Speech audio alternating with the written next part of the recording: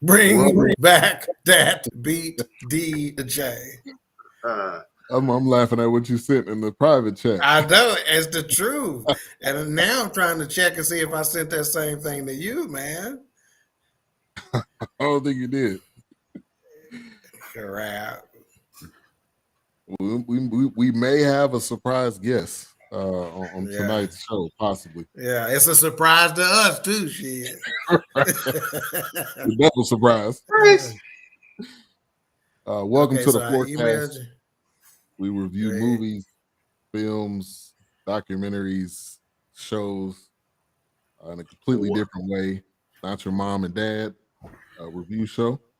Every Monday, 8:30 Central, right here on BS3 Network, BS3 TV on Roku, the YouTube channel, also on Facebook, Twitter. We are everywhere you can watch a podcast. That's where we are. So tonight, coming up, we had a little bit of a. I'm gonna send it to her. Okay. It's just technical difficulties. Technical difficulties, yeah. The Immortal Life of Henrietta Lacks is what we're reviewing tonight. That is on HBO. It is starring Oprah, and I believe she produced it as well. It's a story that, as we kind of get into some initial thoughts. Well, hold on. Before I do that, let me go around the horn. A-Trap, how you doing today? I'm good, man. I'm good. Good. Wilkes? I'm good. How's it going? And no tricks tonight.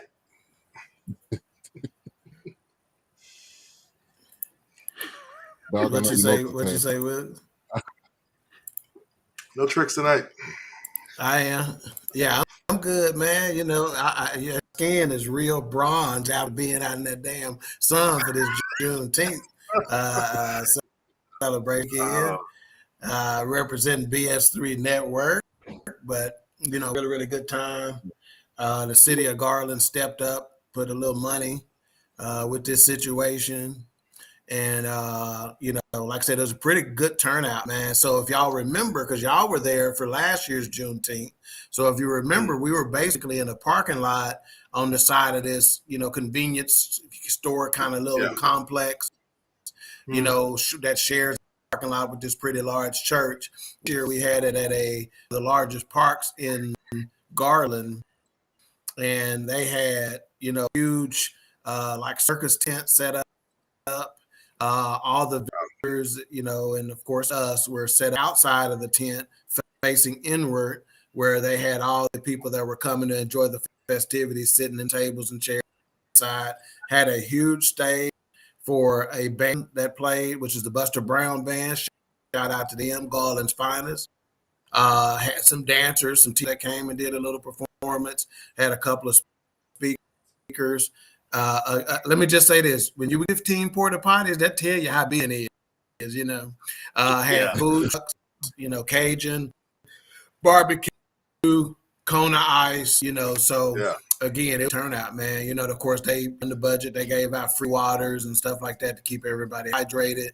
So it was a good turnout, man. Had a lot of people stop by the BS Network booth, pick up cards, flyers. It was a couple came and was like, "Hey, man, you on Main 3 and King? I enjoy y'all show."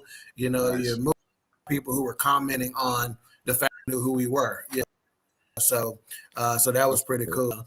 Even had a couple of people, interested in trying to get a podcast themselves. So it was a success, to say the least. CJ Boyd of Elevate, he stepped up big time and helped this.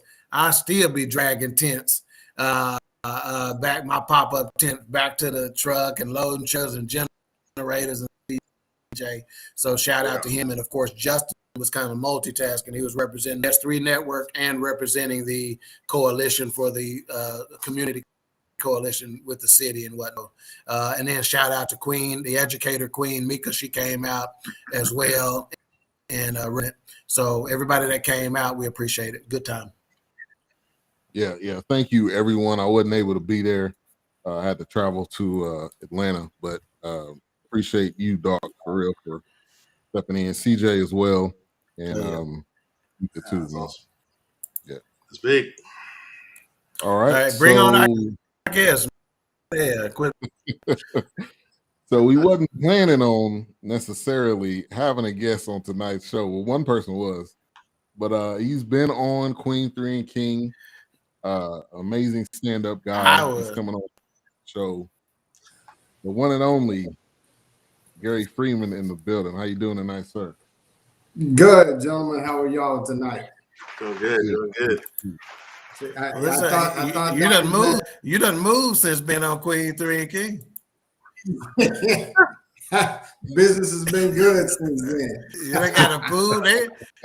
Shit, they put a pool.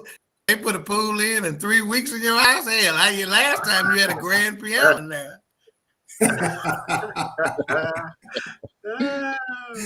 Oh man, man. I thought I got fired from my gig tonight. I didn't get no information. So. Yeah. Well, one out of the four of us knew. Yeah, well, let me just say this. Normally, before I bring it to the guys, I normally will try to make sure your schedule works and stuff like that. And, trying to do, I'm literally assigned probably 4 guests between the Fourcast and Queen 3 and King over the next 6 weeks or so. So in the middle of doing that, I'm trying to make sure your time's good. And when I should have sent it to Ben to say he good, because I was looking him and AJ Jones at the same time. So AJ Jones was going to be here for the 13th. He was going to be this, but I just forgot to tell him. And let me just say this. Watch the movie, and he going to represent his self. Watch. The most important part is, did you watch the movie? That's Yes. Yeah, I did. Oh, yeah, he was. From there we can do it. So, and did you throw up a little bit in your mouth like Wilkes did? With the limping Oprah. I've got my take on it, so it'll be interesting to talk about this movie. All right, let's go to the chat room real quick. We got a couple of comments here. The one and only Chief Rocker in the building. Chief Rocker, Jersey Burn, built for this network. Keisha Walker in the building says, "Hi, gentlemen."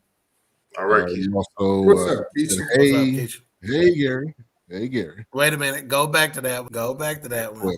Cause see, go back to that. Let me just say this: if I'm H-Rap, she says, "Hi to everybody," and then she go give Gary a "Hey, Gary," and she ain't gave me no "Hey, H-Rap." No, we don't have that shit. Not hey, go on, dog. Dog, regulate this mother. Horrible. That's what you are. You're horrible. You speak to him first. Hey, right. You speak to your man first. You get to the other person. Anyway, thank you, Alfred. Yeah. Atlanta did it big this weekend all over. I was impressed. Yeah, I think a lot of cities, Forney, which next year we need to represent here. Forney had something that was going on that I didn't even know about either. So I think every city is starting to realize how important this is and catching on. So CJ Boyd, appreciate you for helping at the Juneteenth event. I seen you actually getting interviewed by someone. I didn't know who it was, but I appreciate you, CJ, for supporting. he probably stepped into the NBC5. NBC5 was shooting, was shooting a little snippet, and CJ gonna walk through with one of the BS3 network cars and did like this on their ass. So he wasn't getting interviewed. My man's in there. My man's in there, man. Miss Thang for you too says hey or Hayes. Hayes. Hey. Thank you for tuning in. He knows Gary is my boy. What y'all missing? Yeah, you don't know what he know. Hey, oh, there she goes. She cleaned it up. You should have had that one at the top. That should have been the first one. Yeah. Hey, that's all right. We keep on. You're gonna have Gary and they wrestling around in the pool back there pulling each other's shirt off because they wrestling over you. Wrestling. Now I know it too well. You can have it. Yeah. That's yours. You can have her. I know it too well. Trust me. and Gary, beautiful wife and family. So yeah, he ain't gonna. I think you're freezing. Yeah, see, that's Jesus. That's Jesus. Yeah. All right, the Immortal Life of Henrietta Lacks. Like I said, it's on HBO. It actually came out 2000, I think 17 or 18. So it's been out for a little while, but the story is important, and so we're gonna kind of go give our initial thoughts as we were watching it or before we watched it. Either way. And I'm gonna go to our guest, Gary. Yeah, give us your initial thoughts on this film. I think the story is really really interesting. I don't really feel like they did a good job telling the story. I think they did a good job. I think the story itself and maybe the book. I've never read the book. But I think the book probably tells a little bit more intriguing story. I think they focus too much on the family versus on what the topic actually was. I would have loved to have known kind of specifically kind of what happened to the lady, how it was discovered, and then how it really contributed to medicine, more so than so much focusing on the characters in the family. I think that was they really did it a disservice by playing that so close. But that's mine. I'll let you guys tell your end and I'll kind of chime in as we go along. But that's my first impression. It's my overall impression of the movie. Yeah.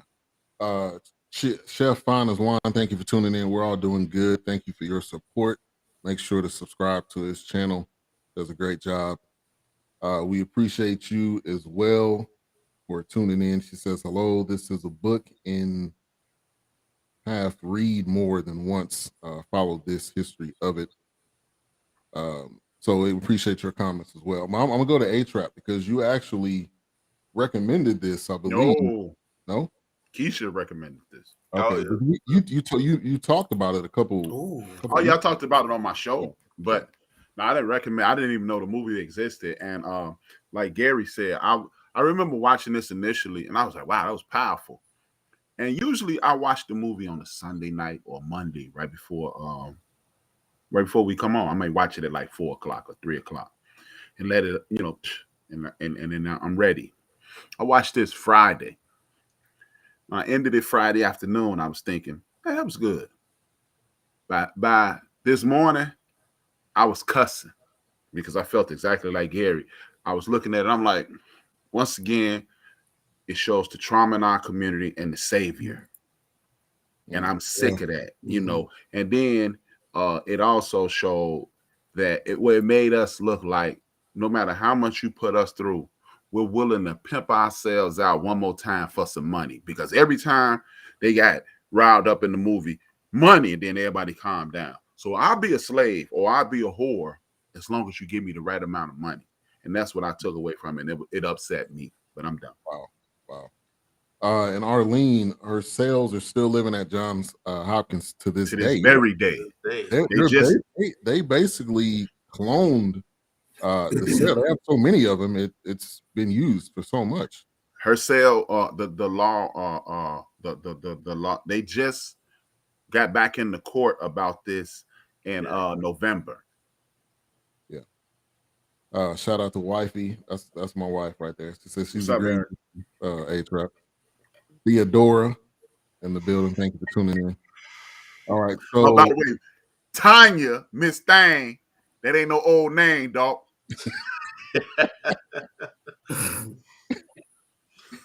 All right, Doc, I'm gonna go to you.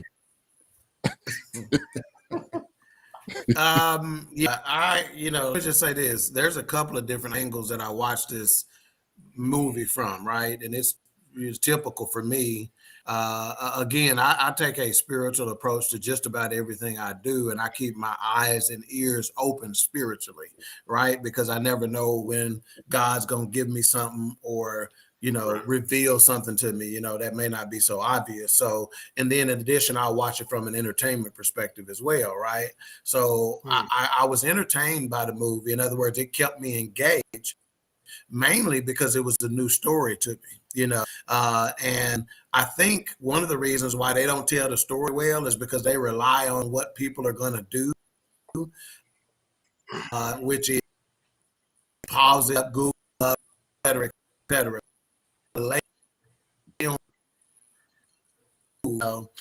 So I think Gary was on point. Trap was on point. They didn't really tell the proper aspect. However, there was some redeeming qualities in the fact that it did give some entertainment, and for people who had never heard of Henrietta Lacks, it put her on the map as far as we're concerned, and gave us something to pay attention to and to go dig further down some other rat holes. Yeah. And I'll go ahead. I think I agree with Gary too. I think it focused on Deborah a lot. It was really her story. It wasn't a lot about Henrietta Lacks' story. It was about the daughter's story and her getting the story out. That was basically it. It could have been called The Life of Deborah Lacks, really, because that's what it was mainly showing, her journey in getting the story out. And then Wilkes, I'll go to you. Yeah. I'm not gonna let this trashy ass movie really dictate my opinion about it, because it's one of those things where I feel like, why did they not focus more on, and kind of like what you just said, it's more, I feel like they gave me Henrietta Lacks in glimpses and kind of doses here and there, and then they went into limping Oprah again, and I'm like, how many effing times do I have to keep watching Oprah limp around the damn screen? Because it's like, it's not her story. So, but I get it. It's one of those things where it's like, she wanted closure. She wanted to know who her mom was, and kind of like she said, did she dance? Did she have a favorite color? But I'm more curious in seeing the contributions. I mean, yeah, there was small little snippets of, once again, Black people come to the rescue to help with polio. Once again, Black people have did their contributions to society, but yet, shunned away because of, well, we can't give you all the credit. It's just one of those things where it was interesting from that point. I told Ben I thought she had won an award for this movie, but I guess not. I thought like a Golden Globe or something, but maybe it was nominated. But I would have liked to see more of. So he's not saying it's the beginning, all right? We can give it some time. So check this out. Hang on 1 second. In fairness to the movie creators, the studio, et cetera, are we looking for something that they didn't promise? So again, they said this was told through the eyes of Deborah Lacks, right? Her daughter. So did they promise to give us a story about Henrietta Lacks? They did. So if we're being fair, they kind of delivered. In the description, they said it was through the eyes of Lacks' daughter. daughter, Deborah, and a journalist. The film chronicles Deborah to learn about the mother she never knew and how the unauthorized harvesting of Lacks cancer cell in 1951 led to medical breakthroughs. That's what they did. So maybe we're expecting something from the film that they didn't promise. I think maybe the description that you gave, I think that maybe aligns with the movie, but the title doesn't. The title of the book and the story doesn't. And so I think that's why I had seen this movie before, but I rewatched it this weekend. And again, I think I was really upset because I wanted to see, I wanted to see her contribution, and it was so focused on, Oprah and her schizophrenia. The guy that played, that Reggie Cathy played, her brother, Zachariah. Yeah. He was really interesting because he's a great actor. Yeah. And he even played a great role there. But again, it was just more dysfunction. Even going back to the guy Rocky in the very beginning of the movie, when he picks her up and then he drops her off at on the street and says, "Go find the house." Mm-hmm. And then he shows up at the same house, and I'm like, everybody is weird in this movie. This is really dysfunctional. And so I was like, this is just not making any sense. And I think what I never saw the movie Beloved, but I never read the book Beloved, but they said the book was really good. But what Oprah did to the book when she made that movie, it seems to be about what she did to this book. And she turned this movie into a terrible facade in comparison to the book. That's just the way I feel about it. Go ahead, A-Truck. What he said. And I think most filmmakers are guilty of that, right? Don't we hear that a lot? Say the book was in the movie? Yeah. We hear that all the time. Yeah, but I think the book should be better than the movie simply because when you read a book, you get your perception. Like if they say fire red suit, you think one red, but Steven Spielberg may think another red. And I can deal with that. Devil in the Blue Dress is a perfect example of that. You read the book, Devil in the Blue Dress, and then you see the movie, which is one of my favorite movies. It's two totally different things, but they're equally good. But this is why a couple months ago I said I don't want to see any more biopics. I think they need to be bio series like Netflix or somebody or Amazon Prime need to pick it up, because you cannot tell a real story in 90 minutes or 2 hours. So this is why, because like another one of my favorite movies. I watched Malcolm X. The book Malcolm X saved my life. Mm-hmm. Like a million other brothers out here in this world. I had completely lost my mind my senior year. Miss White, my English teacher, walked up to me and said, "You're gonna read this book or your ass gonna be here with us next year." I read that book and straightened up. Spike Lee, I love the movie, but he got millions of people out here thinking Brother Baines is a real person. Brother Baines was half player and half Malcolm X's brother. Most people don't know that dude don't exist. And this movie did the same thing. You trying to blend in so many things, and I'm tired of every time I turn around, all you see from us. We are never great in anything in regards to cinema. It's just the trauma, the pain, and the hurt, and the downtrodden. And I'm tired of it, man. And it's like, even when we do our movies, this is why I have issues with Dr. Gates. It's just like, it's just like in this movie, they always it's like we're always in a setting of we never got out of this situation, or we didn't, I guess, I don't want to say, better ourselves, but I guess they always made it seem like we just did enough to get by. Like we didn't succeed or go forward. I don't know. I could be wrong. You're not. Raider Kev, he says, "What's up, fam? Thanks for tuning in." Yeah, I think with this, also Kevin West. Big shout out to Kevin West and Charlotte Wilson. Thank you for tuning in as well. And I think when it came down to it, it just was not focused on. I agree with Gary. You can't have a title that says "The Life of Henrietta Lacks," but it's really the life of Deborah Lacks, or it wasn't even the life of anybody really. It was just the discovery of Deborah Lacks. Yeah, and I think too the trauma part of it. It was some scenes where you felt, which I think Oprah did a good job at displaying that trauma that she went through, or that actual Deborah Lacks went through. But yeah, there could have been a different way that you could have went about it. And then I think I wanted to touch on this point. I want you guys to comment on this too. I think it was A-Trap that said basically that white savior, because, and I was telling my wife this, like if this lady didn't write the book, it would have never got anywhere, because they had the snake oil salesman guy that was trying to Sir Lancelot or whatever guy's name. Dragon oil. Trying to help them out. So yeah, I want to bring that to the floor, because I think that's something that we always see. It's always that one white person that basically comes in and says, I'm gonna try to help this situation out. And that's normally how we get Negroes. So is there any, I want to ask this question, which maybe I could be wrong and maybe somebody can correct me, but are there any black reporters that jump on, or I guess not really a reporter, I guess she is a reporter, but is there any black reporters that jump on stories like this? I mean, I don't know. Or has there been? Well, see, I don't know. I think there probably is, but I think I think there probably is, but I think they just add a dynamic to the story when you have a contrasting reporter.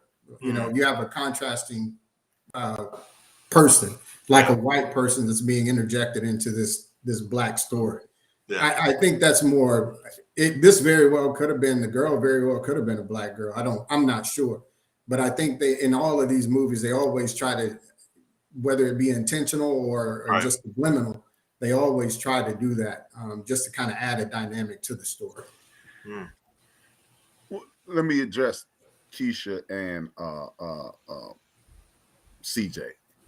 I did love the movie the first day. I really did. And the more it marinated, the more upset I got. And CJ, this is why me, Gary, and Wilkes are upset. Young brother, they got us believing that we don't overcome, that we are not of excellence. There are millions. Hey, if your grandfather, your grandmother, uncle, aunt ever had open heart surgery, that's because of a black man. If anybody you know ever had a blood transfusion, that's because of a black man. Next time you use your GPS, that's because of a black woman. We are great, and we're not average. We're not just a group of mediocre C students nationwide. Now, if you look at my transcripts, you're gonna be looking different. You'll be like, this dude, how did he get out of school? But that's neither here nor there. But no, that's the problem, CJ. You too can be great, and that's why we are upset. It's like if you keep showing people that being average is your only option. That's why people turn to crime, because I ain't trying to be average my whole life. I gotta make it some kind of way. Yeah. But if you only show people that they average, that's all they're gonna strive for. Mediocrity. Okay. Can I come in here? Yeah, because first of all, there's a couple of aspects to this. The first one is if shit is part of the story, it is part of the story. And you tell a whole ass nigga doing some whole ass shit, your story.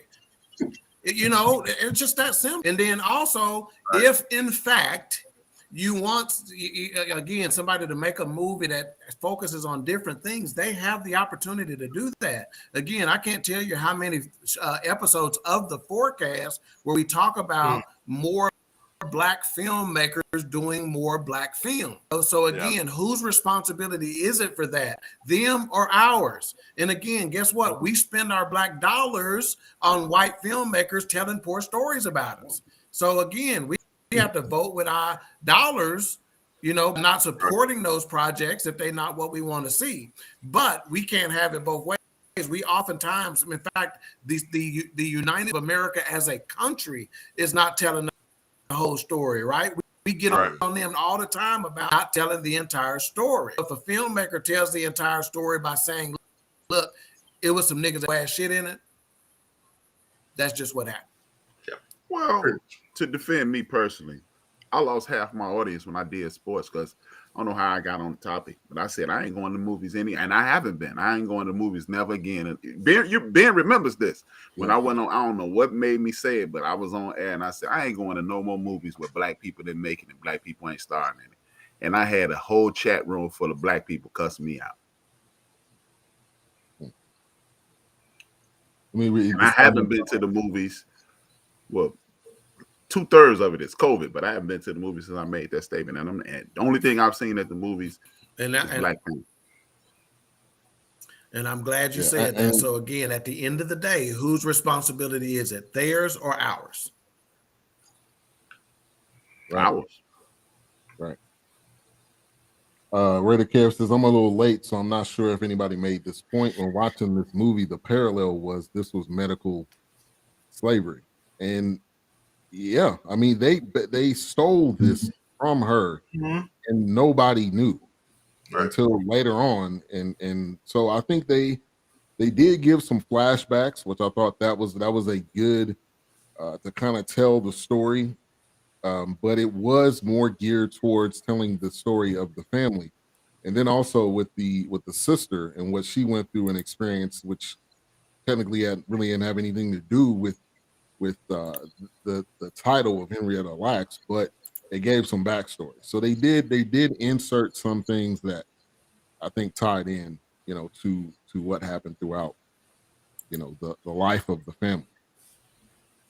So I've got a point on this. The law says that if you have a surgery in basically the parts that they remove from you when you have a surgery, they can basically do whatever they want to with it. Mm-hmm. They can experiment with it. Say if you had an arm amputated, they can experiment with it. They can dissect it. They can do whatever they want to with it. As long as they don't disclose where it came from, there's no law that's broken. They basically took this lady's cells and they just basically started studying it.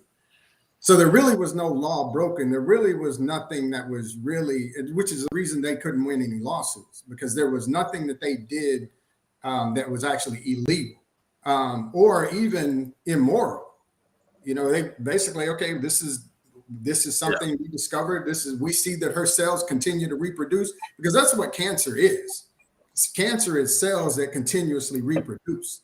And as they reproduce, they found out that her cells could reproduce outside of the body. So where everybody else's would eventually die, hers continued to reproduce. And so they saw that and they were like, okay, well, we can use this in the medical industry. Now, when it comes to them selling it, maybe that was the only immoral item take on it. But they started selling it to other companies like Pfizer or Eli Lilly or whoever else, so that they could do experiments on those continuously regenerating cells. So they didn't really do anything immoral. It wasn't really, and that's why I say that I wish they would have just told the story in the movie.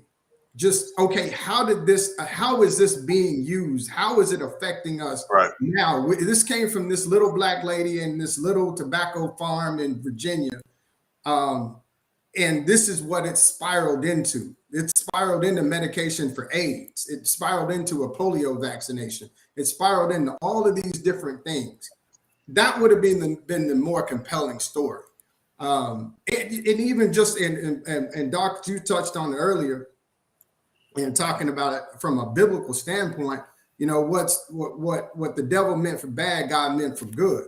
So the devil gave her this disease, and then it ended up being a cure-all for so many diseases. Yeah. So what we look at as being something that has fault in it, that's probably the best thing that could have happened in the worst case scenario. So again, and that's the story that I wish they would have told. Great point. Excellent point. And kind of like what he was saying. Yeah, kind of like what Gary was saying. It's kind of like, and this might be way off point, but it's like music back then. You didn't have copyrights. If somebody came along and wanted to record that song, and they got hits off of that song and built an empire off of that song or whatever, I get it's the same scenario with the cells. It's like, well, we've been studying and failing. We've been studying. We've been failing.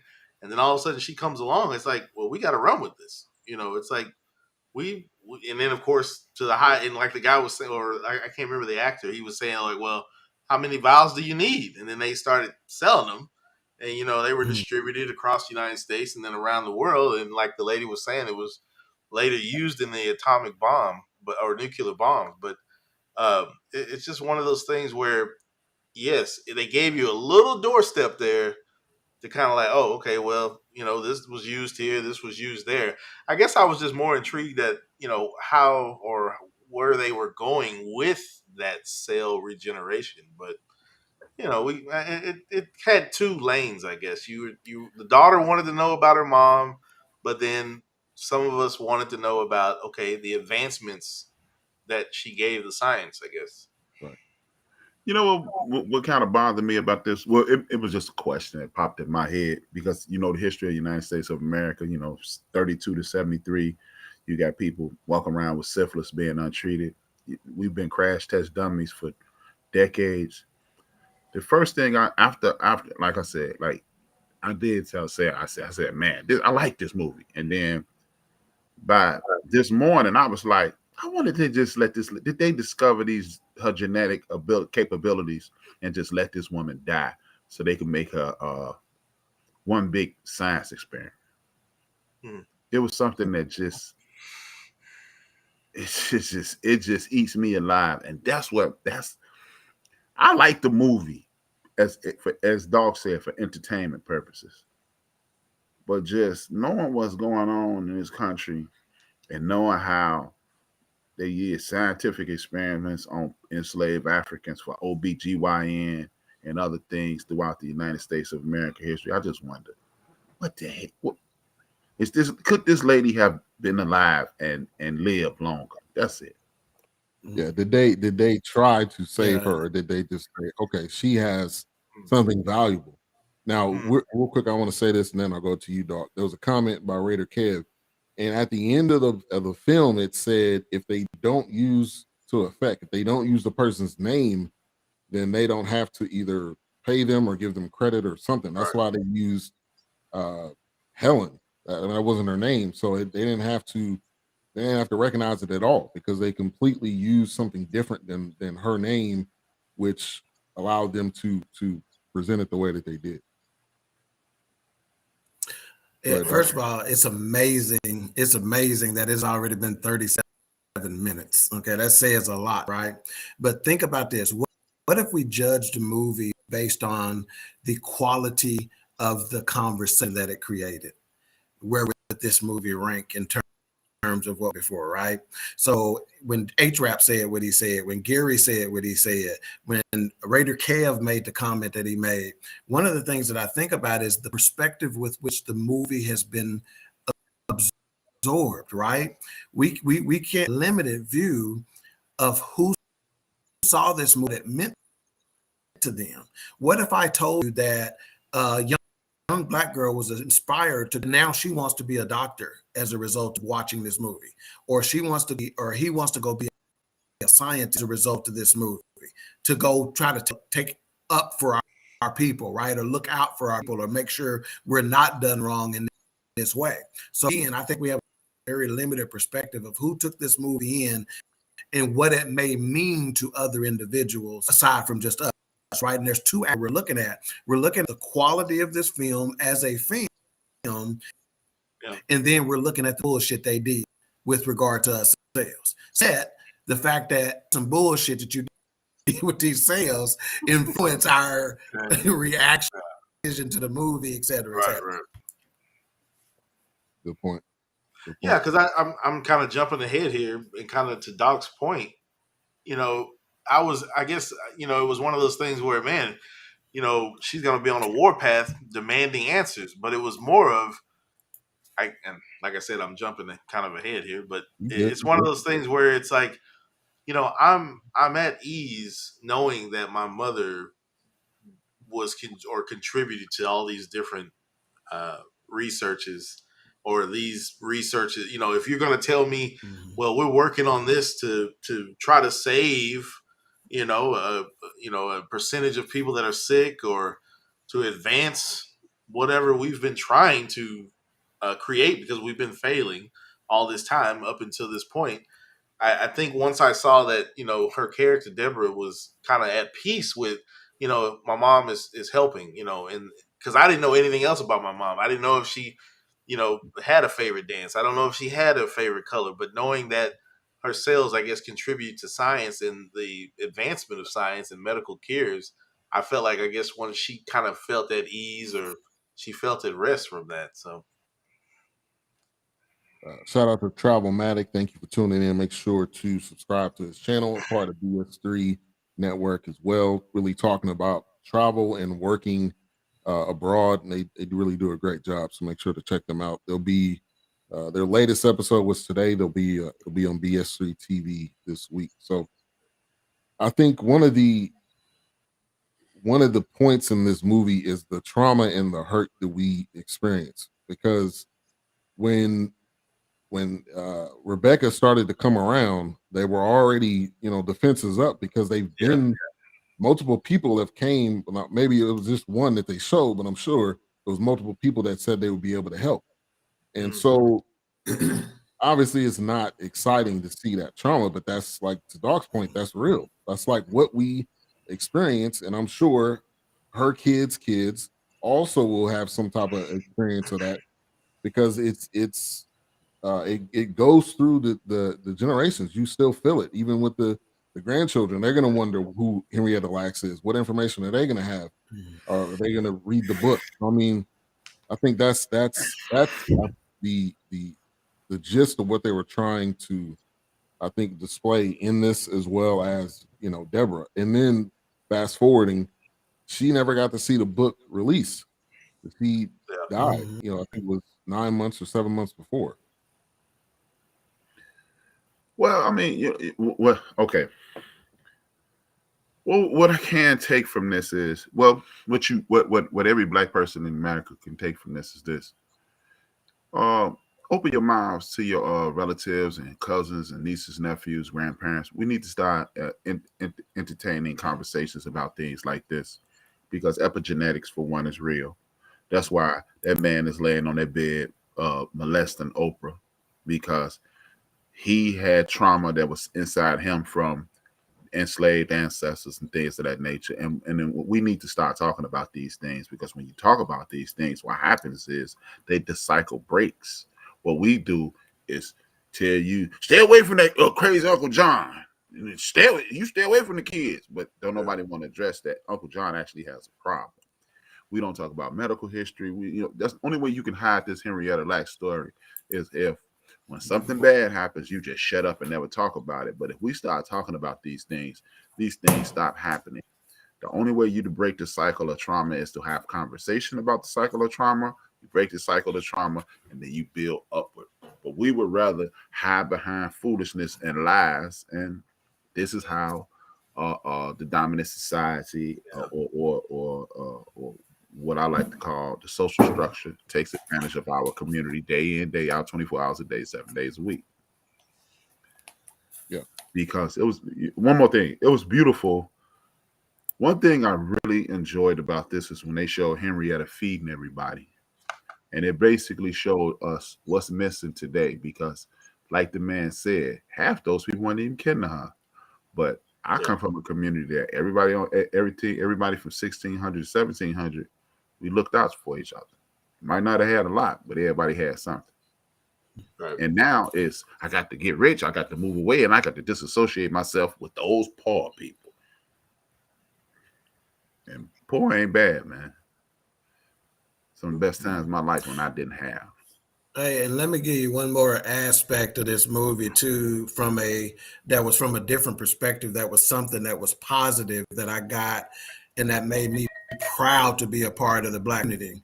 And that's when I can't remember the actor's name. I think it was Rocky Carroll, if I'm not mistaken. But he said, "Ripping and running," and when he said "ripping and running," I'm like, all Black people know what that means. And so my note immediately was, I said, our people have a language that spans time and space, one that gives you credence if you speak it or understand it. And so that means it don't matter if you're from the East Coast, the West Coast, the dirty, dirty South.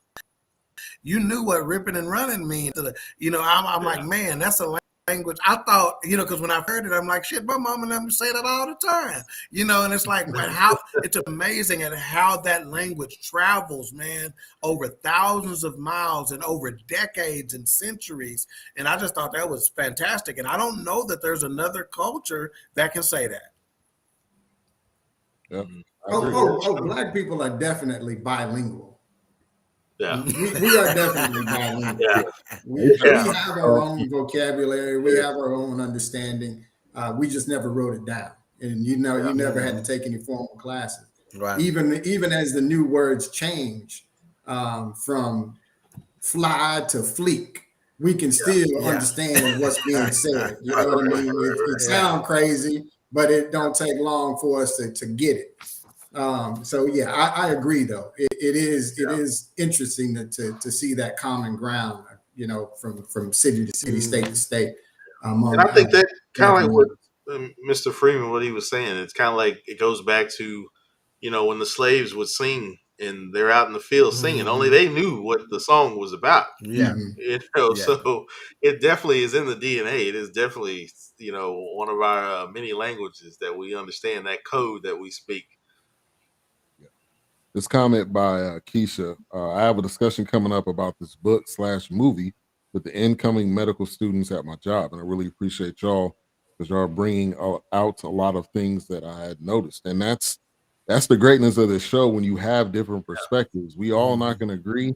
We all not going to have the same thoughts. And I think that's the greatness about and that is one of the things that I learned from HRAP early on that will never, ever, ever leave me, and I will share forever. And that is the greatness of the conversation.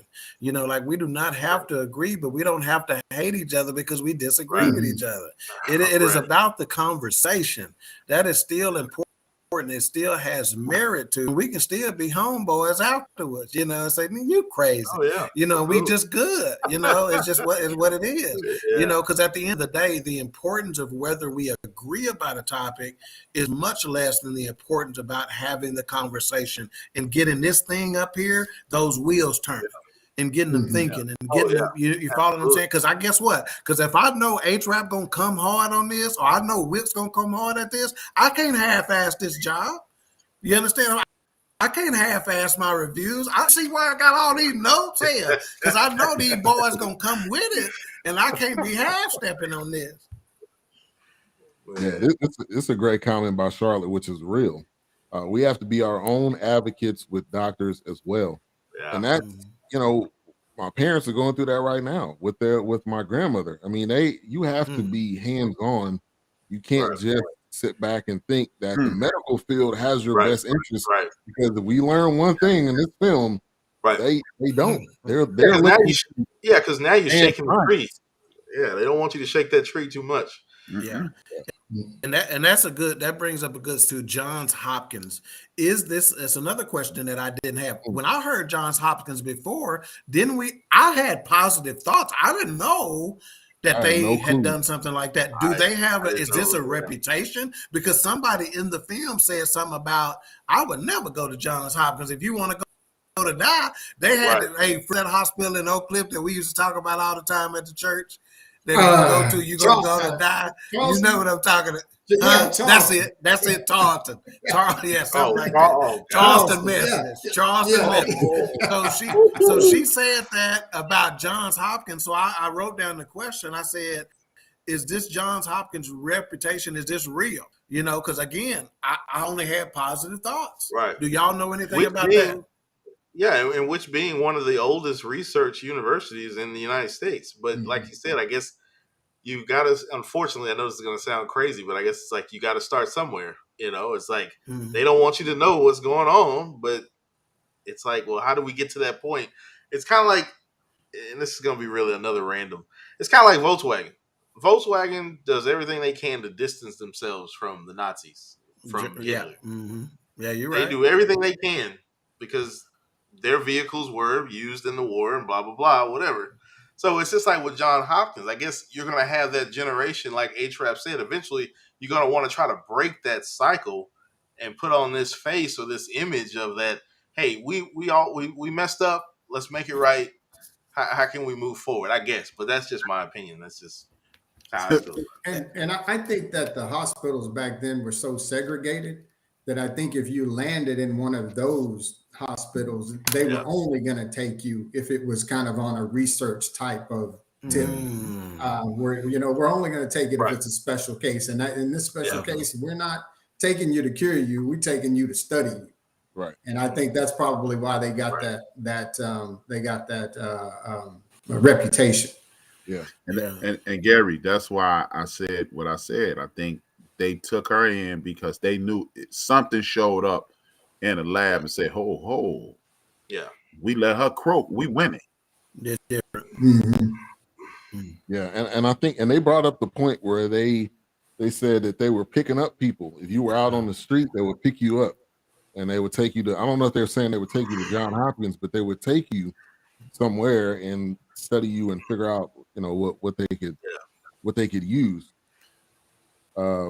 Jesus says everything you heard about Charleston Methodist is true, and yes, Johns Hopkins. Hospital for work. I didn't know that at all, and I agree with you, Doc. I had all the high hopes because you think about people that say they're either attending Johns Hopkins or they're studying there, and you hear these great things, but everything has a history in the past. If that was kind of their main point for being able to become who Johns Hopkins became, then I think they would definitely do it again, or they probably have done it again. And I think there's more Henrietta Lacks.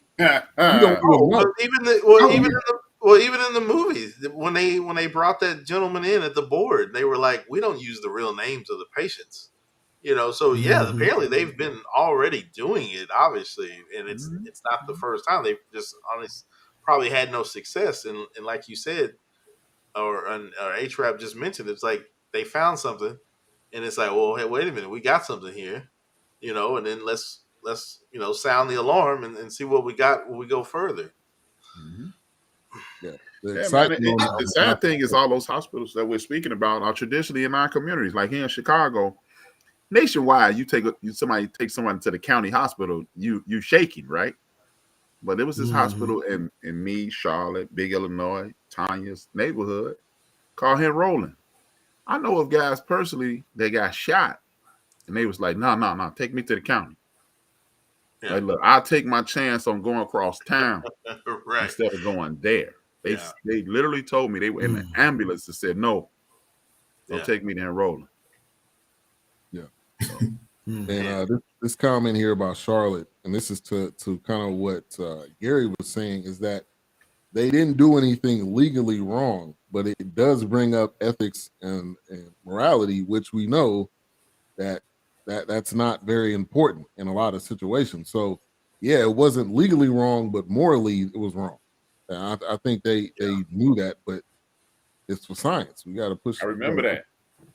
I remember what Big Illinois talking about. Here's the question. How do you guys feel about it if you were in that situation? If you've got a terminal illness, but there's something that your body that's abnormal in your body that says that you say, hey, for whatever reason, my body can do something different. I'm not going to make it. Do as you please. Would you do that? Or would you say, nah, just, let my imperfect body go on to where it's going and just leave me alone? If you give me the option, I'll do it. But this way, I'm pissed. Yeah, don't just take it. It's the same way. It's the same way. We have to consent to be an organ donor. So that was my first thought, right? Is like, I consented to be an organ donor, because if you got something that you can get out that can help somebody, I want you to help somebody so that they can live, right? Since the beginning of time, somebody had to die for others to live. Okay, so I'm cool with that. But just like HRAP said, hey, that's my consent for it. Don't just take it. And so at the time, Gary made a great point. It was not illegal at the time to take her cells. That means that there was a problem with the law. And that's what we should have did, is try to change the law. Because we all, when we hear it, we're like, man, is that right? How could they do it? Wasn't illegal at the time. It needs to be now. And from what I understand, it is still not illegal to do that. It's harvesting at that point. I think to H-Rap's point and to Dog's point, you know, we don't have the full context of, you know, that conversation between those doctors and Henrietta. Maybe she had those thoughts of Deborah, the youngest, you know, when she's in those moments. Maybe she says, hey, if it's gonna help my children in the future, you know, it's one of those things where you hear what they're saying, but you're not really concerned about that. It's like, oh yeah, we'll take care of your children, and you know, we'll advance this in science, but we really want to research this for ourselves. But you always have those intentions of, I'm thinking about my babies. Maybe down the road, maybe my babies will become sick, and this will help my babies. Shit. You know, They ain't but I don't shit. Yeah. No, actually, I agree with Will. I think they did ask her. We don't know though. We don't know. No. The reason I think they did ask her because remember what Reggie said. No, I ain't saying that she gave any permission. Yeah. Remember what Reggie said. They kept calling me back up to the hospital. And do you know what they would have done if they'd have found out I was Henrietta's son? Oh gosh, yeah, they would have been probing on you. Remember, they would have been probing on you too. He was doing he was doing experiment on He was letting them experiment on him. They were paying him to do experiments. Yeah, So and plus they were also taking her family's blood, saying that they were trying to see if they had the genetic markers. Yep. Right. So I think they may have said that. Hey, they may have lied to her and said, "This can help save your family." Right. She said word, and they was like, "She said it. Let's go." Right. And so to answer Gary's question, if I had the choice, I would want to save somebody else's life, but don't just take it. That's the thievery of this country. They don't ask. They just take. That's sale rape. I don't want you to take my sales no more than I want you to take my ass.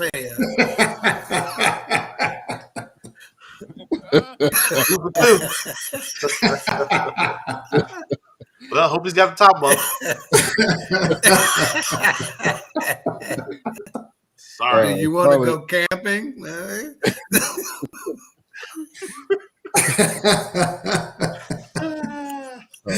Because we have a hospital, Mount Sinai, and it's called Mount Sinai. Yes, indeed. Wow.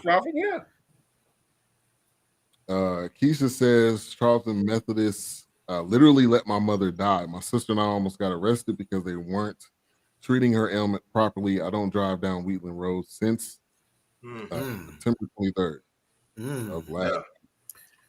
But see, doesn't that speak to the poor quality of healthcare in our community across the country?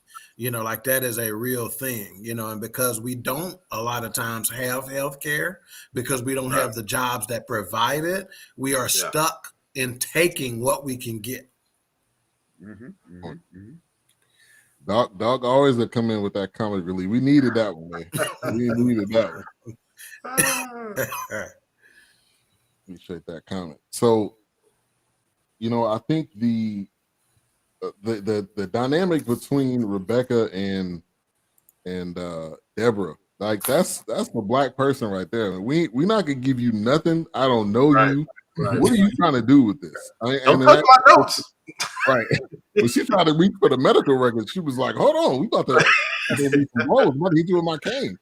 I mean, it was you know, it got to that, it got to that point where they were really. I know who it is, but it's still hilarious. Tiger Park in the building. Thank you for tuning in. Big Mo. But the dynamic between the Rebecca and Reporter, Deborah, you want to that relationship grew over the course of the movie. So again, there are certain aspects of this film that you got to give them credit for. It may not have been what we wanted. It may not have been the most important aspect of the film, but they did some things correctly. In fact, we got to still debate, was Oprah's performance good or was it not? I personally think her performance was good. It was okay. Good. I personally think her performance was good. In fact, it made me laugh whenever she started breaking out and shit like that. And she's like, "Ain't nothing Benadryl won't take care of." And I said to myself, so my note was, black people think Benadryl and Robitussin cure anything. Everything. Yeah, I think she played a schizophrenic, crazy lady. I think she played that well. she did play that well. I will give it to her. Limping off.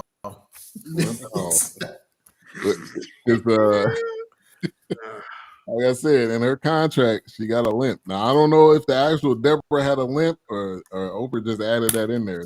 That limp made me nauseous. Hey, and white girl told her she was gonna whoop her ass if she got out of line with her one more time. Yeah, she did. Yeah, she definitely would have got whooped because she was not. That's because her brother scared the hell out of her, so she had to stand up. And then when she yelled at her, when she was like, "If you don't believe me by now," I was like, "Oh, it's on now." I was expecting a couple of body blows and a headshot. She got whooped. She pulled out that If Karen that was card. real life, Oprah would have put them things on her. Yeah, she wouldn't have survived. Yeah. Hey, and you know one other thing I noticed about this movie that when they were telling the story, I made a note. I said most of the country and the media, you know, all the little news reports that they start talking about in newspapers and pieces on the nightly news talking about the sales and the advancement and all that other stuff. Yeah. They were so wrapped up in the advancement of medical technology that no one stopped to think was how did we get there? They didn't think about the where, how, what, or who of the situation. Right. The news was there's this big ass medical advance, you know. Yeah. So I noticed that and thought that was interesting.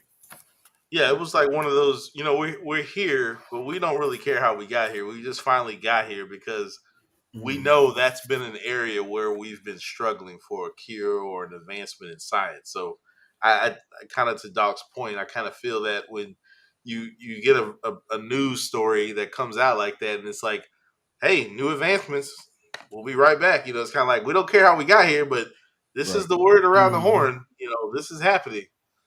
Yeah. Yeah. All right, it's that moment of the show called Beauty of the Week.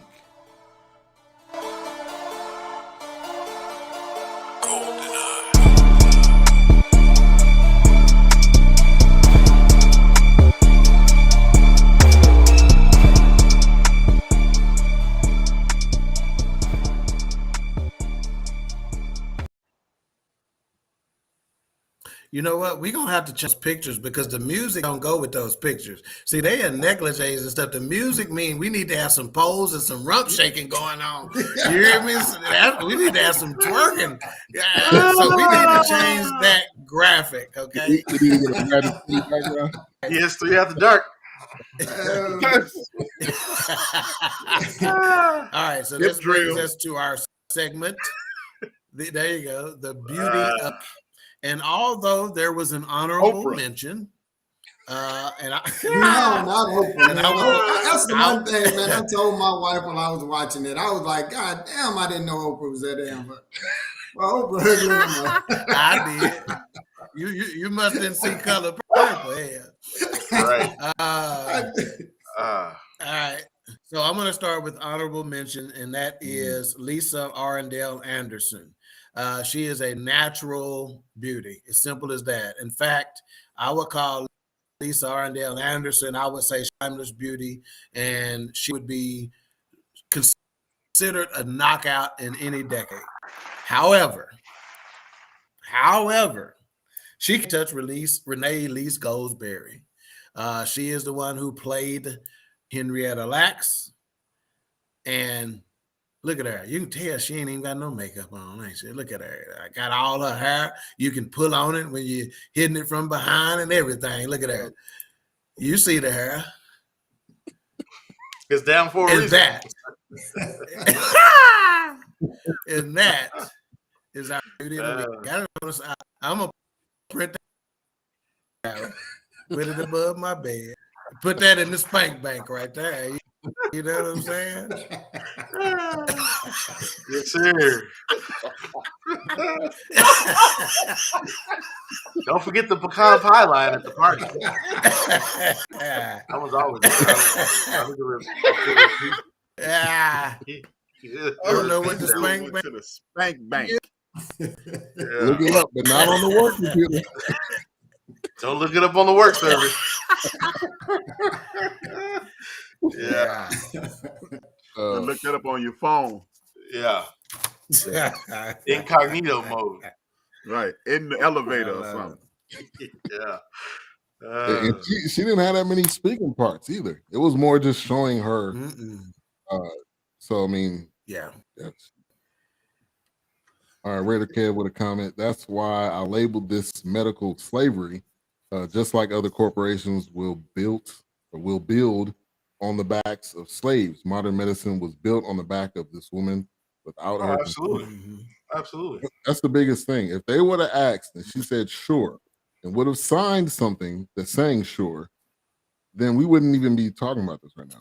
We would, but it would be more of in a different tone. Indeed. So as we get towards, I'll say this too. One part I did like is how they were going to. It was in Maryland, but they were going somewhere outside of Maryland. I forgot the name of the city. Virginia. Okay, so they were which all those states are real close in there. They're right. Yeah, Maryland, Virginia, all of them. Yeah. But I like that aspect of it because I grew up in California, but a lot of my family was in North Carolina. So when we would go for the summer, we go down, mosquitoes everywhere, lightning bugs. I mean, it was in that type of house where everybody came and met, and so for me, I kind of like that part of it because that was that's Black people. There's people everywhere. So like have that put that aspect in it. I thought that was cool. I don't know, you guys want to add to that?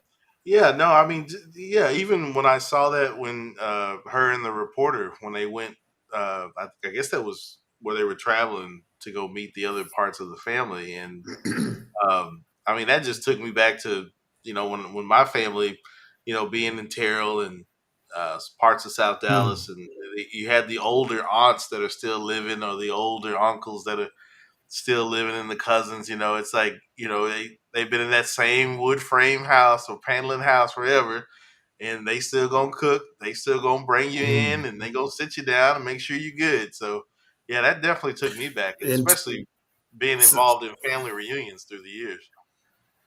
Yeah, see, that brings two very important aspects up to this, and that is one, A-Trap, to his point, poor ain't bad. Right, because think of all the good times you had in that situation, Wilkes. Number one, and number two, come full circle from this medical harvesting of either sales or whatever. You could used to go turn somebody in that's crazy in Terrell for a sack of flour. Yeah, true. You could get a sack of flour and in somebody and having mental issues, and that place is still there to this day. Yeah, right down the road from where Ben, Wilkes, and myself live in Forney, right down the road, about 12 miles, Terrell, Texas. You get a sack of flour for turning the joker in. So we would have got probably 2 sacks for A-Trap.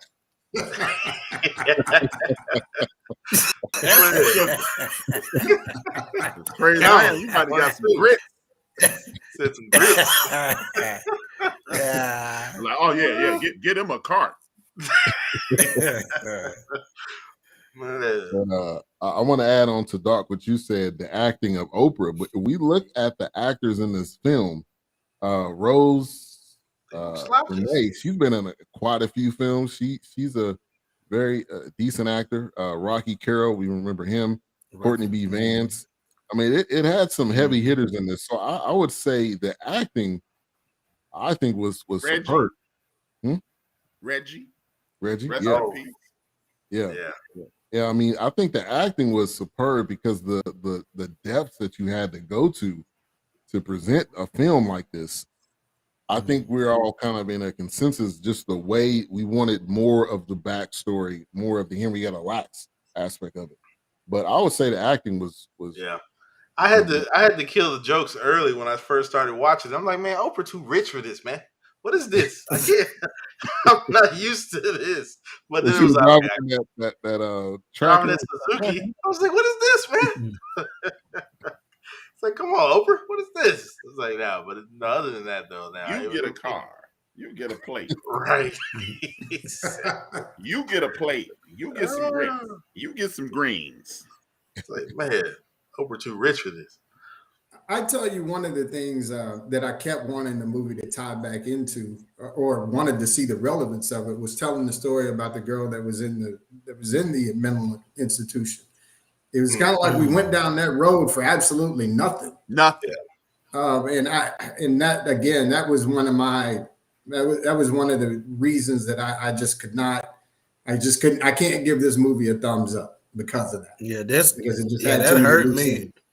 When they showed that picture of them holding her head like that, man, that hurt me right there. I didn't want to see that no more, man. That hurt me. Yeah, it was moving, but it was useless. You know, that reminded me of Gary's scene in Malcolm X that if you didn't read the book, you looking at it like, what the hell? Is when Spike Lee and Denzel are in the park playing like Gary Cooper and Humphrey Bogart. If you didn't read the book, you're like, what the hell is that? But him and Shorty him and Red Fox used to go to the movies all the time. And they really liked Humphrey. But if you ain't read the book, you're like, what the fuck? Yeah. It's like an Easter egg for those that read the book, I guess. Yeah. I read the autobiography of Malcolm X when I was in my first year in college. And I thought that he did a good job with the movie because the book is so long and so detailed.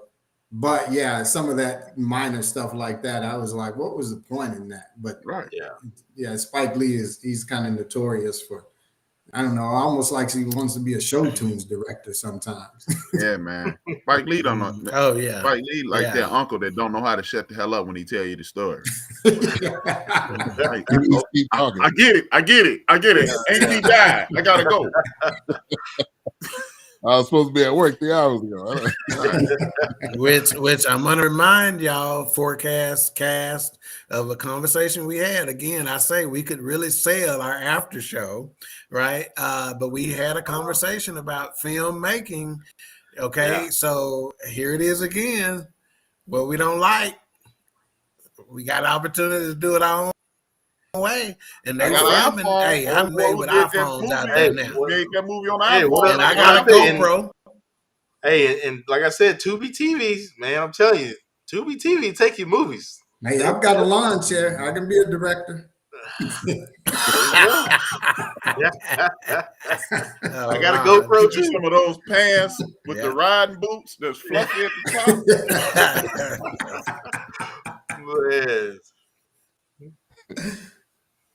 All right, so the immortal life of Henrietta Lacks. I always like at the ending where they give you some information afterwards.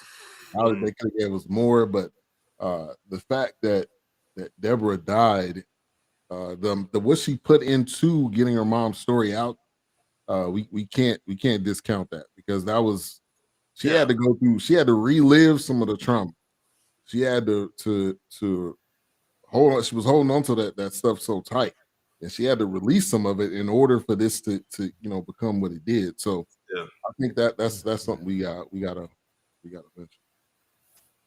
Yeah, that's a fantastic point, and I wanted to comment on Wilkes that made a comment about Volkswagen and their role in the Nazi situation, and I'm gonna tell you the difference between Germany as a country and us as a country.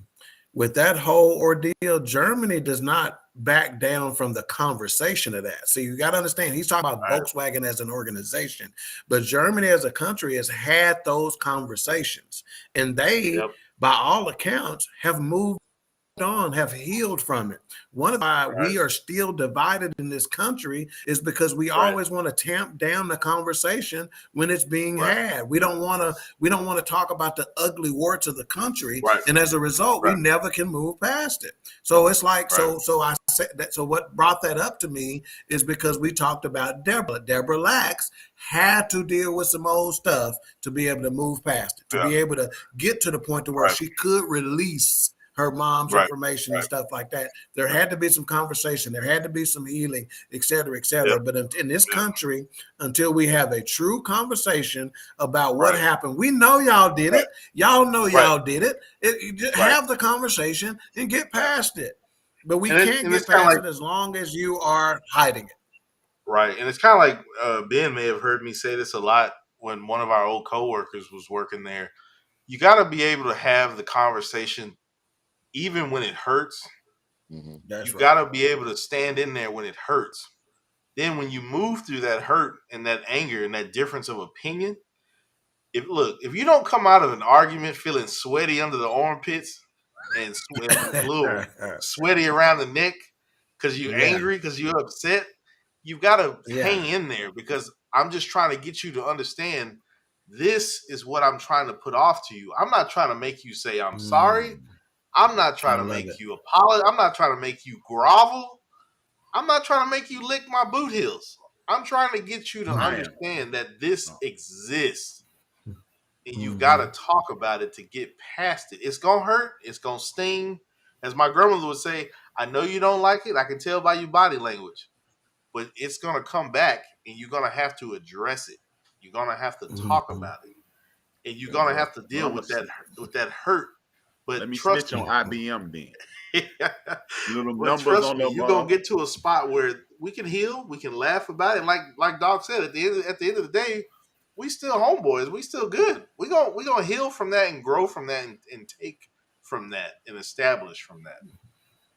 Well, since we snitching, those numbers on the side of those people from the concentration camps, those IBM numbers, and IBM then went down to South Africa and put their data to work for apartheid, since we telling on that. Wow.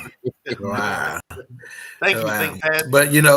But one of the popular things to say now is that we all need therapy, right? We hear that a lot in our community because we're trying to overcome the stigma of mental health and mental defects. So we talk about it. Well, guess what? This country needs therapy. And one of the main aspects of therapy is conversation. You got to talk about it. You got to get it out. And when you talk about it, that's what's going to get you to heal from it. Yeah. Let me give a couple of shout outs. C-Biz TV, thank you for tuning in. He says Secret Shame. Also, I missed Big Illinois. He commented as well. Government name Anthony Lansdowne. Thank you for coming through. We also had Overton Claiborne. He commented earlier in the show, so I want to make sure not to forget you guys. Is that the Overton Claiborne from Living Single? No.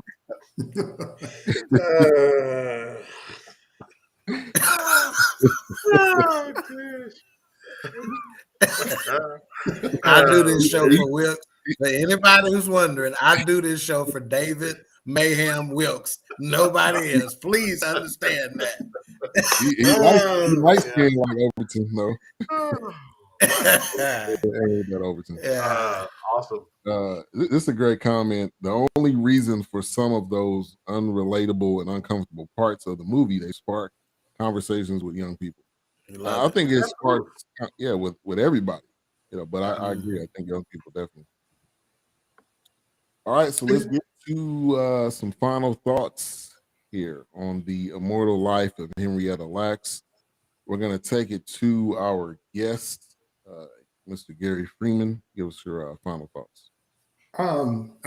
Like I said earlier, I will give it credit for the acting, and also for putting the story out there.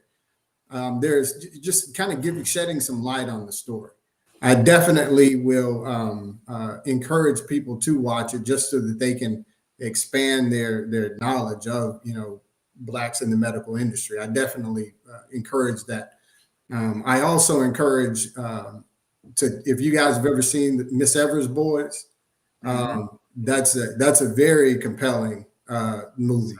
Also, and this is actually another movie about Johns Hopkins University, but it's on HBO also, called Something the Lord Made.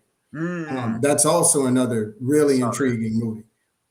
Those are the Miss Evers Boys is about the Tuskegee experiment, the syphilis experiment, and if that is a very troubling movie. And that is one that you talk about sparking conversation, sparking outrage. It makes this story look like a Disney book. It's very disturbing. So, but again, putting the movies out there, bringing them out, bringing these messages out, giving us knowledge in one form or fashion, I always encourage it.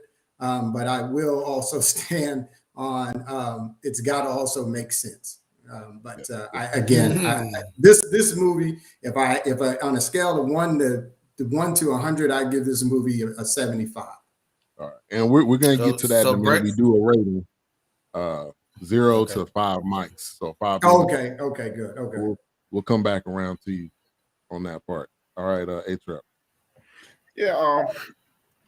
Again, I did like the movie, but the more I marinated in it, it disturbed me because, again, I'm tired of the savior situation. I'm tired, and if you're going to bring up our trauma, you need to be talking about resolution or root cause, because it's easy to tell me that I'm crazy. It's two things, like with this, with the brother who Reggie played. It's two things that can happen. You put a man in a cage, he gonna come out as Reggie, the character Reggie, or Muhammad, or he gonna come out Malcolm X. More than likely, you coming out Reggie, because people, you can even see it when you go to the, I hate to compare us to animals, but you can even see it when you go to the zoo. Watch the lions. Some lions just land there, and they waiting on them to throw that meat out there, and it's always that one lion that's pacing, and very few of us pace. So, I enjoyed the movie, but it just bothers me that we focus on the trauma and dismay in our community when we deal with these Hollywood movies more than the triumph and the overcoming and things of that nature. Good point. All right, Whoops. No, I think it was one of those movies where it kind of what A-Trap was saying, but this, once again, I'm in my head, but, is it us that's not benefiting from our success stories, I guess, in a way? Like, why is it that Henrietta Lacks, I guess, in my head, why didn't they allow that family to be brought to the forefront and pinned to those contributions? Like, hey, we got this from this lineage. We got this from their DNA. They should be recognized through this. But again, those are my opinions, and that's how I felt about it. But I thought it was done, okay, to the point where it was like, okay, this is Henrietta Lacks.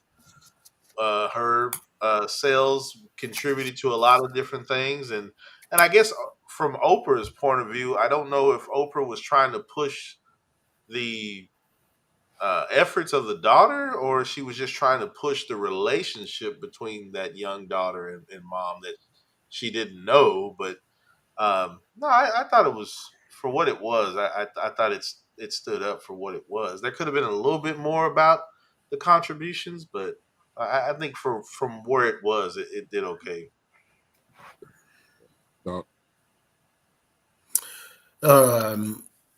Let me just say this. The Fourcast is a reflection of BS3 Network. When I say we just built different, and those who are on our BS3 Network communications, I've said that a couple of times over the last 6 weeks or so. We just built different. Inspiration abounds.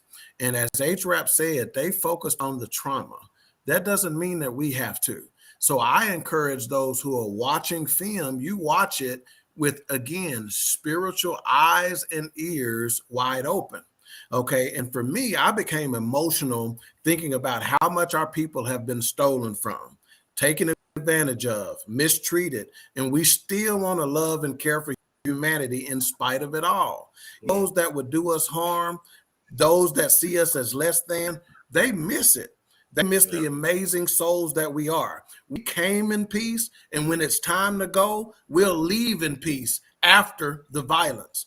These tears are for our ancestors. These tears contain sadness, pain, joy, hope, and love. Whether you're from Clover, Virginia, Baltimore, Maryland, Chicago, Illinois, or Dallas, Texas, whether you're one of millions of motherless children or spent your days on a Mississippi porch or down the road a piece, love is the key. And though it's not immediately transcendent, love conquers all. And those are my final thoughts. And to Doc's point, real quick. The Lord is waiting. And going back to Doc's point, his final thoughts, it's just like when Rebecca, when they went to visit that family, they welcomed her in and fixed her a plate and had her at that table with no problem. Yeah, there were some things they didn't want to open up about, but she still stayed in there and she got them to open up about the good times and when they would go to the festival, and there were some bad times, but it's one of those things where they just welcomed her right in with no problems. Yeah, I think for me, the movie, it was what it was. I think the acting was superb because they had to dig deep on multiple levels.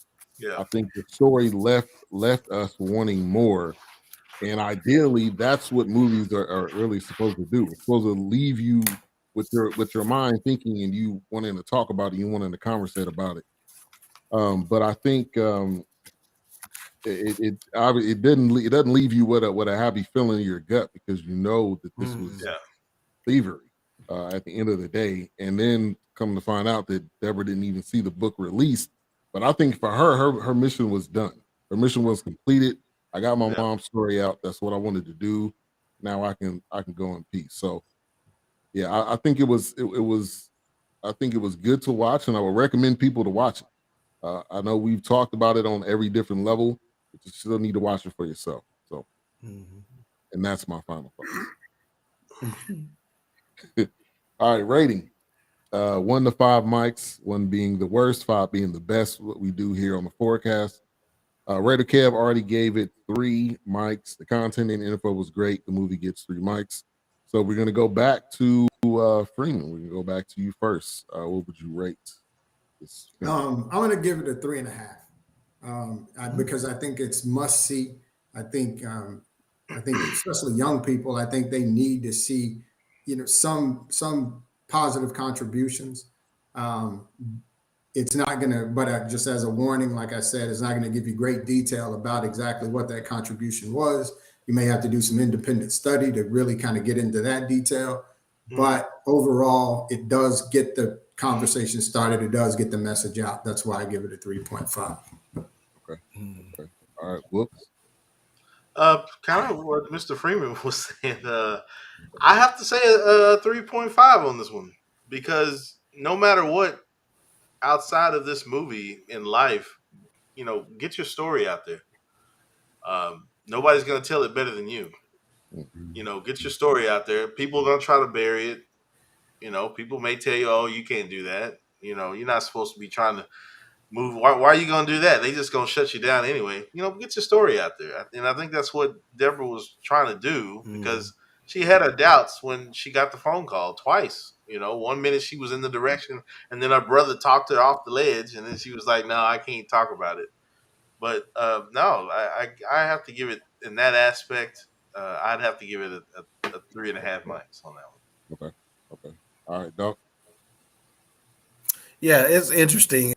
A couple of things stand out to me as y'all are giving ratings, and that is that you can tell when we start a show that a motherfucker ratings ain't gonna be what they is, but at the end of the show, they have been turned and their rating being higher or lower than what they were gonna be, right? I think that's hilarious. Yeah, I think that's hilarious.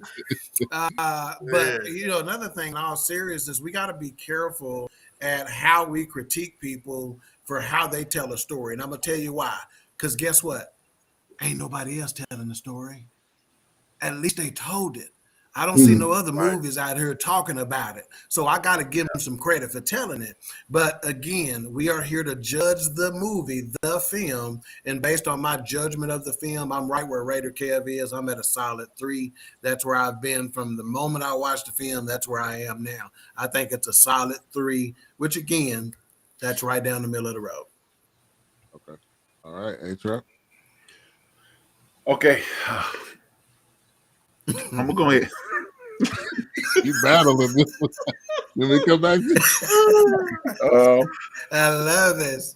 I'm gonna give it a 3. I'm giving it a 3, and this is a peer pressure 3. Give it. Look. Friday, I gave it a 5.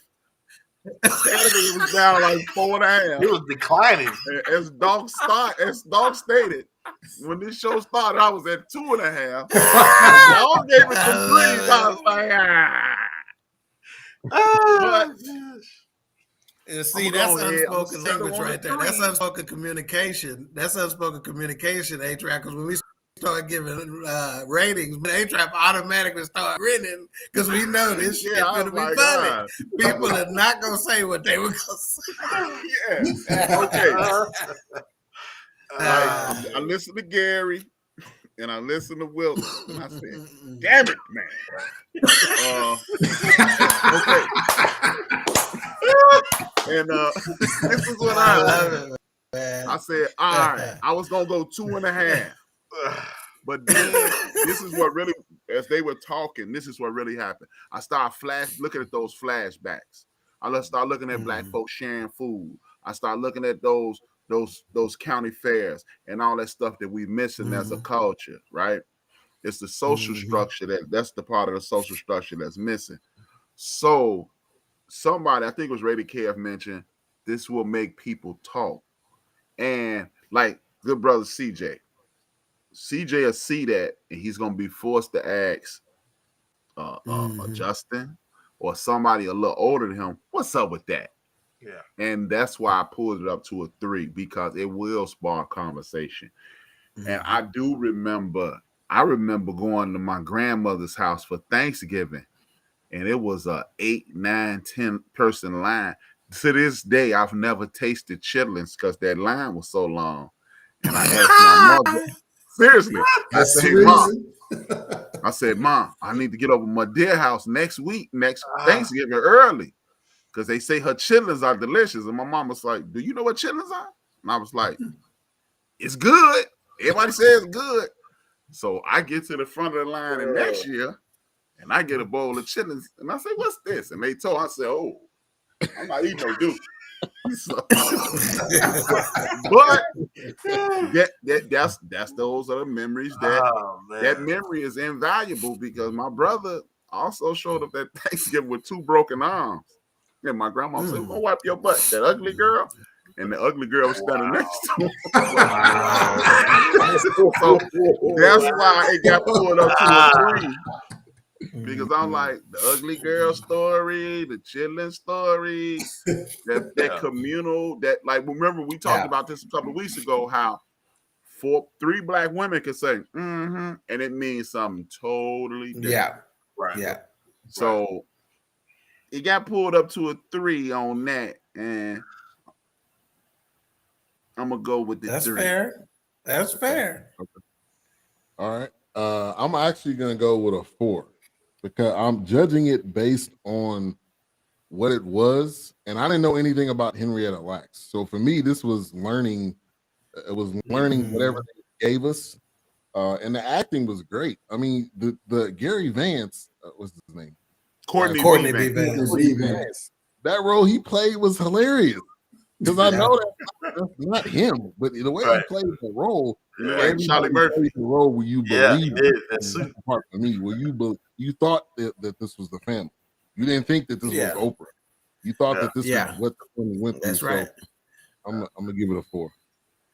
And he scared the shit out of Oprah, didn't he? When he said, "You're not the only one that likes playing with fire or whatever."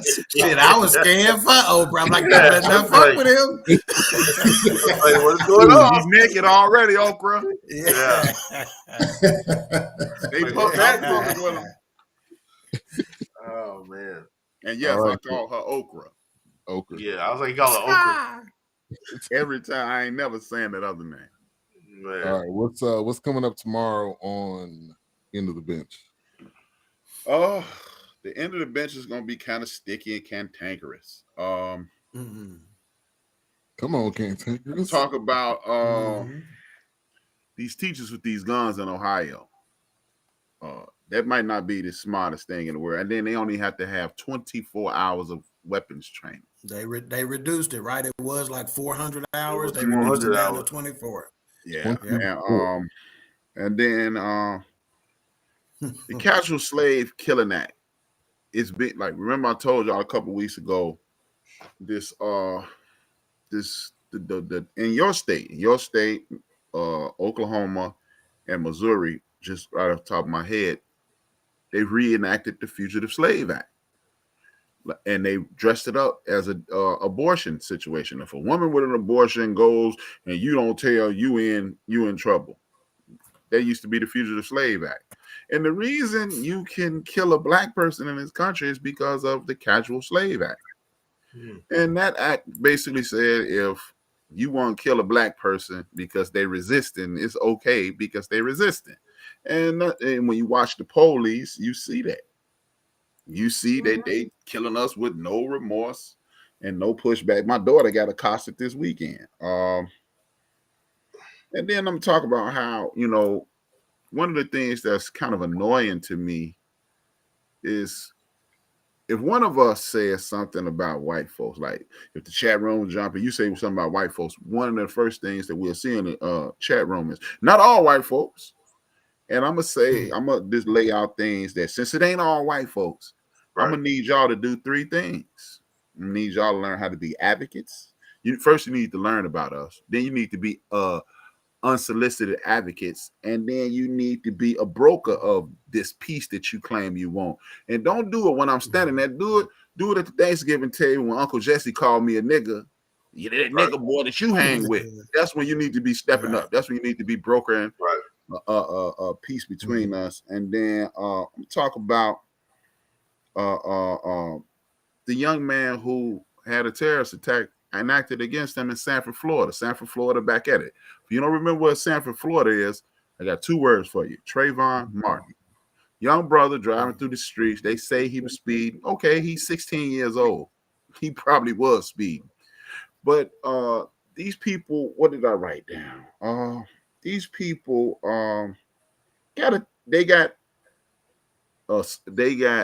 damaging property. But if you throw a rock big as a basketball through a young man's moving car, that's attempt murder. That's reckless endangerment of a child. These people had guns, and they were openly saying that they had guns. I'm trying to look for this video now so I could display it. And it's just, and the young brother, he handled himself like a champ. And we need to talk about this. Like, why ain't the whole world talking about this? Because this is Trayvon that survived. If you throw a rock big as a basketball through a young man's moving car, if that rock hits him, you killing him or damaging him permanently. Right. And if he was speeding, you killing him. So talk about that. And one or two other things. James Patterson, he's talking about it's harder for white men to get writing jobs in Hollywood. It's a form of racism. Right. Right. It's another form of racism. As he sits on $800 million and he made $71 million last year. Yeah, James is killing. Right. So those are the things I'm going to talk about. And the last thing I'm going to talk about, if I could fit it into that hour, because I'm trying to stay within an hour. Because people can't really focus more on me in that hour. I'm going to talk about people like this man, Jack Del Rio from the Washington racial slurs. Jack Del Rio, he says that January 6th thing was a dust up, and everybody. Then he comes out and apologizes. Mm-hmm. But we have to be aware that was a ploy. See, he comes out and say and publicly that was a dust up. Then CNN reports it. Then Fox reports it. Then MSNBC reports it. The whole world says dust up now. They don't say insurrection. And then he comes out and apologizes, but the bell has been rung, sir. It's too late. So we talk about things like that. Mr. Cancer Guy? Yeah. Well, no, that's Ron Riviera. Oh, yeah. It was Jack Del Rio, the other guy. I was like, wait a minute. That's why he got fired. Getting my bums mixed up. Yeah. All right, what's coming up tomorrow on Queen 3 and King? Well, before I get to that, I want to piggyback on H-Rap, talking about the slavery, that act. And somebody was walking around the Juneteenth celebration yesterday, and they were handing out flyers that said slavery is still legal. Okay, so technically, slavery is still legal. And when she gave it to me and Mika was sitting down, the educator queen was sitting down at the booth, and our eyes was like, God, dog, no shit, kind of thing, and it's like we sleep as woke as we try to be, we sleep. Okay, but anyway, I'm gonna move past that. I want to thank Gary for coming on, man. Again, my apologies for forgetting about the whole setup, but I'm glad you caught me and did what you were supposed to do. And as you see, we produce on the air on this motherfucker, so we're gonna get you on anyway. But I want to give a shout out. I want to give a shout out to a young artist, and I'm gonna put her picture up. This was a sticker that was designed and made by a 14-year-old black male. She drew that herself. The name of her artwork is CL Hashaway Art, and her godparents also have an art company called Art by Bennett. We'll probably have them on Queen 3 and King down the road when we talk about Black artists as a whole. So I just wanted to give him a shout out at the Juneteenth celebration. And as far as Queen 3 and King tomorrow, we're going to be talking about filter free, flawed, and free. We need to ask, why do people use these photo filters? Who you doing it for? Right. What's the point? And so my overwhelming thought is going to be that these filters are keeping you in captivity. So I want you to be filter free, flawed, and free. Looking forward to that one tomorrow. Gary, if you want to leave us with any thoughts right before we get out of here, anything you have going on? Or a word of prayer, anything? No, man. I just want to commend you guys for this. This is a great show. The network. I love watching you guys in the different formats, different platforms. It's great. One of the things that I noticed when I did Dog Show and doing this is that we got 5 or 6 people on a show, and it's not a bunch of yelling, it's not a bunch of bickering, it's not a bunch of arguing. We all have different points of view, but we're all able to articulate those points of view, and we're able to do it civilly and or with civility. And so I can appreciate that, you guys. This is outstanding. Keep doing it. Keep putting the word out. Keep doing what you're doing, brothers. You guys are doing a great job. I enjoy it. I've always enjoyed it. And we got an open spot for you, bro. Freeman. I done told you for a show. We got a spot for you, baby. I'm definitely considering. I just got a lot going on right now, but it's definitely an option. It's an option. I'm leaning more toward it every day. So I'm looking forward to it. And I just want to piggyback off what Mr. Freeman just said. He's congratulating us and he's thanking us for having us on the show. But in all honesty, Ben knows I've always pushed him as much as I could and supported him. But man, I'm really here looking up to Ben and Doc and H-Rap. I feel like sometimes I'm just kind of like man, these guys, they doing it. They awesome. So, I'm just here to support as much as I can. I look up to Ben and H-Rap and Doc. So that's just how I do it. So I appreciate even having me along, actually. So I'm glad to be here. So. It's the perfect mix, man. How it came about and how it happened. It's only you're very necessary. Very necessary, Wilkes. If nothing but to laugh at my jokes early, shit. If you ain't for nothing else, I got you. But Freeman talked about how we can debate and it's with civility. Well, guess what? We brothers.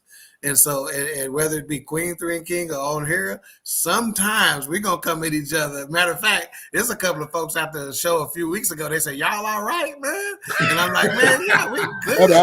They're like, really? You sure? Because we're just kind of wrong. No, we good, man. So we come at each other time.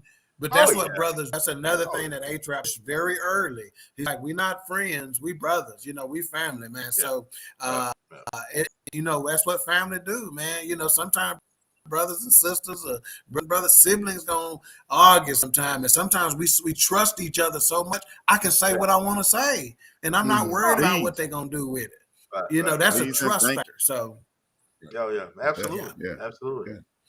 Yeah, man, that's a great point, dog. That trust thing. That trust thing has been slowly eroding from our community. I would say since about 1986. And the reason I picked 86 is because that's when that bomb of that's when the price of drugs went down, and they've infused that into our community. And then again, I've been thinking this the whole show as we thought about this, and I thought about this as I was talking about the money thing. I would love to see a study being done on depression in our community when we had nothing versus when we made it. Ooh, that would be funky right there, man. Yeah. Because I bet you a lot. When you ain't got nothing, you ain't missing nothing. Right. I mean, me and Big Illinois talk all the time. When we were living in the projects, life was great. And then when we got a little something, and then we fell off a little bit, and it was like, man, this is some bullshit. I remember more money, more problem. I remember being a debt collector, bill collector, and me and my man Drastic, we sat on my couch in my front room. We were both management, and we had a bad month. And this, you ready for this? We had a bad month, so he was only gonna get $2,000 extra, and I was only gonna get $1,200. And we sat on my couch and said, "Damn, how we gonna eat?"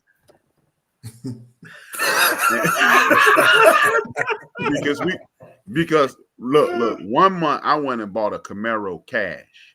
They was like, "How you paying for it?" I said, "Check." Wow.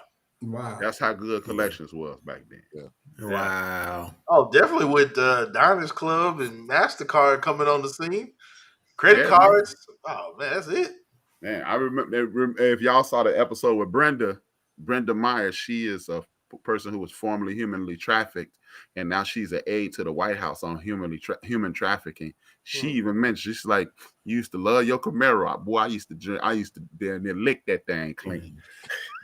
But, appreciate the comment, Charlotte. Real quick, coming up next week, we will be reviewing The Devil You Know, which is on Amazon, starring Omar Epps, Michael Ealy. So you guys can get that ready and check that out. And we will leave you with Sybil Wilkes with What You Need to Know, closing us out. But we'll take it to you first. As usual, thank you guys for tuning in. And we will be here every week doing the very best we can to enhance your week. And as I say every week, salute to Reggie O'Shea and Craig Smith by saying, dream your dreams and man up and woman up and live your dreams, because life without dreams flows in black and white. Life with dreams flows in Technicolor and surround sound. And y'all already know, if I owe you something, I ain't got it. And if you need it, get it from God. Get it from Gary Freeman. Hey, and you can get it out my pool. Hey, Yes. Wilkes with what you need to know. Today is Monday, June 20th, 2022. Happy federal holiday of Juneteenth, everybody.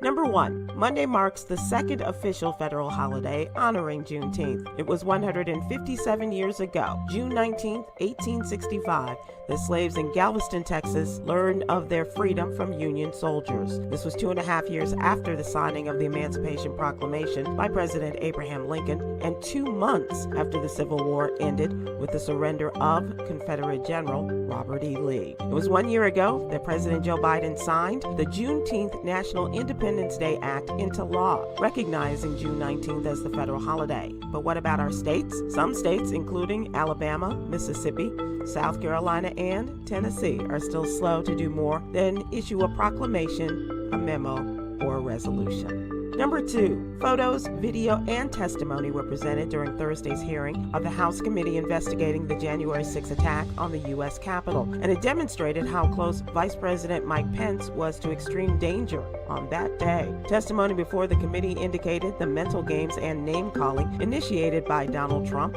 on his second in command. And a member of the Proud Boys told the FBI his group would have killed Mike Pence if given the chance. Another name or names that warrant investigation by the January 6 committee, Virginia Thomas and her husband, Supreme Court Justice Clarence Thomas.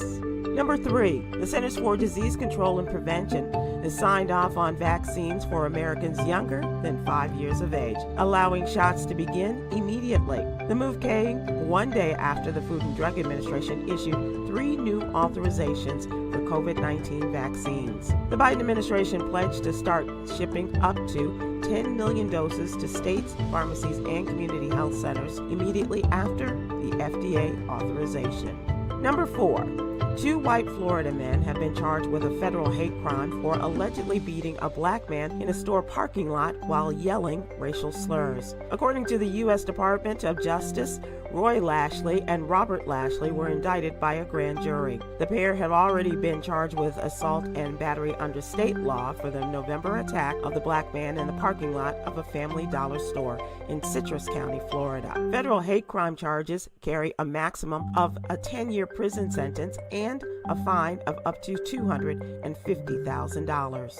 Number 5, Apple workers in the Baltimore area voted to join a union Saturday, becoming the first of the tech giant's U.S. retail stores to do so. This vote means workers at the Towson, Maryland store plan to join the International Association of Machinist and Aerospace Workers once a contract is ratified. This vote is part of an organizing wave sweeping the nation as workers increasingly band together to demand higher pay, better benefits, and more negotiating leverage with their employers during the pandemic.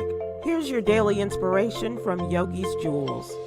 Don't allow other people's words or actions to disturb your peace. All right.